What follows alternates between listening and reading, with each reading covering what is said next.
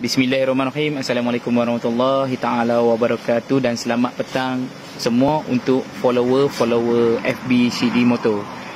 Hari ini saya nak review untuk satu masalah yang kadang-kadang kita terlepas pandang dan sukar dikenali masalah dia tu. Sukar kita nak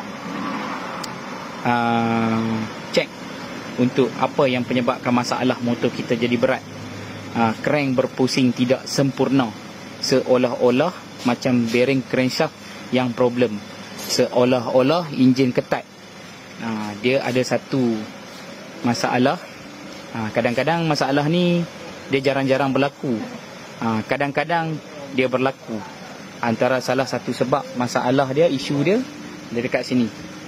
Dekat sini, okey, ni salah satu contoh untuk enjin RAZ.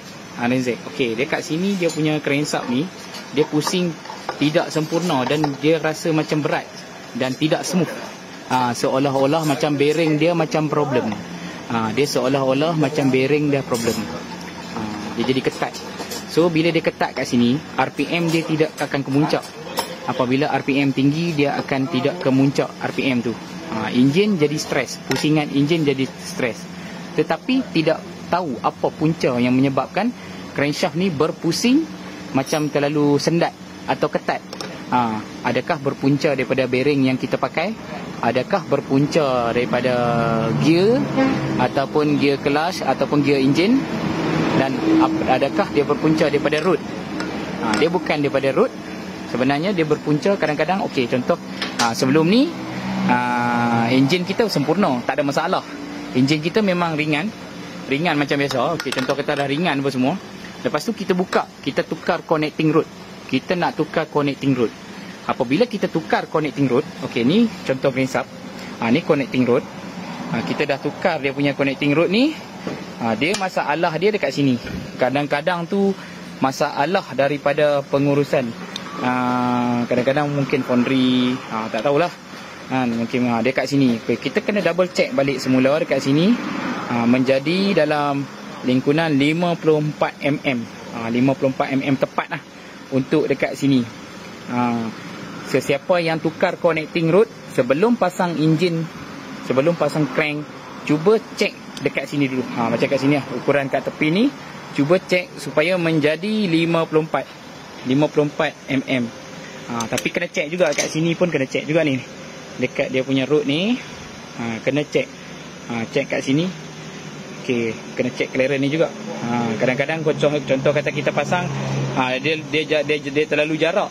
Kalau terlalu jarak tu, cuba cek dekat sini.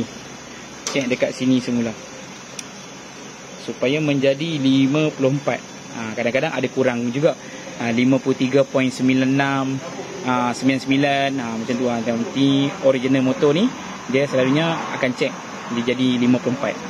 Okey, dia akan jadi kat sini, dia akan clearance dia akan macam tu. Dia akan ada sedikit. Ni bukan rod longgar ya. Ada setengah customer dia tengok, bang, ni rod longgar, dia bukan daripada tepi. Tepi ni dia ada juga clearance. Ada yang tak ada clearance, ada yang macam fit. Tapi kalau dekat saya ni, saya akan bagi ada clearance juga. Sebab saya tak mau dia stress dekat dia punya wasia ni, wasia tepi ni. Kadang-kadang dia makan kat tepi ni menjadi nipis dan boleh mengakibatkan rosak juga. Dia ada clearance juga sikit. Boleh double check ni kat sini dulu. Yang problem dia yang saya bagi tahu, yang enjin jadi macam berat tu, salah satu isu kat sini dia tak jadi 54, mungkin jadi 54.5. Kena double check balik supaya enjin dekat sini pusingan dia tak ketat. Bila ketat, bila dia terbuka, bila dia buka, dia akan tekan kat sini. Crankshaft ni dia akan tekan dekat sini. Apabila kita pasang enjin ni, kedudukan enjin ni dia jadi macam terkapit sikit. Dia terkapit dekat bearing ni. Okey, bearing ni dia akan tekan kat sini. Dia akan tekan kat sini dan menyebabkan stres. So ada yang jadi bearing ni, bearing crankshaft ni, dia menjadi pecah. Salah satu isu tu dia akan jadi pecah. Ataupun dia akan bunyi berdengung. Jadi macam enjin berat, lepas tu bunyi macam nak bersiul tu. Dia sebab bearing ni. Masalah dia ni memang sebab pada bearing ni. Ni salah satu isu lah. Isu yang permulaan dia tu dekat sini ya. Dekat sini ya, masalah crankshaft ni ya. So sebelum nak pasang enjin tu, pastikan double check dekat sini terlebih dahulu untuk enjin pusingan yang lebih smooth. Yang smooth dekat sini supaya tidak ketat. Bila dia ketat, dia akan mengganggu prestasi enjin dan akan mengganggu dia punya RPM enjin. Enjin akan menjadi stres. Lepas tu bearing crankshaft ni, dia tekan dekat sini, dia akan pecah terus dia punya bearing ni. Dia akan pecah. Dia boleh mengakibatkan pecah. Ni salah satu isu untuk bearing yang jadi pecah. Salah satu tu dekat sini, salah satu tu sebab tuti tak cukup. Salah satu tu mungkin ketahanan bearing ni ya. Ketahanan bearing ni pun jadi isu, boleh jadi pecah. Lepas tu dia punya ketat macam saya terangkan tadi pun boleh jadi pecah. Lepas tu pengurusan pun boleh jadi pecah. Dia akan bermasalah daripada apa yang kita lakukan. Siapa yang apa yang saya tekankan kat sini, masalah di sini ya. Masalah dekat dia punya crankshaft ni.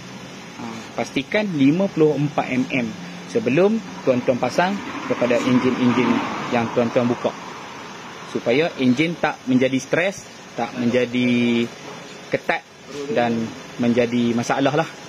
Tak ada RPM. Sebelum ni enjin power, tiba-tiba tak power. Sebab apa? Tukar connecting rod terus tak power. Apa problem dia? Salah satu isu macam saya terangkan sekarang ni. Okay. Lepas tu, selepas kita pasang apa semua, kita pastikan kita check, ambil dia punya filler gauge. Kita check kat sini. Check kat sini.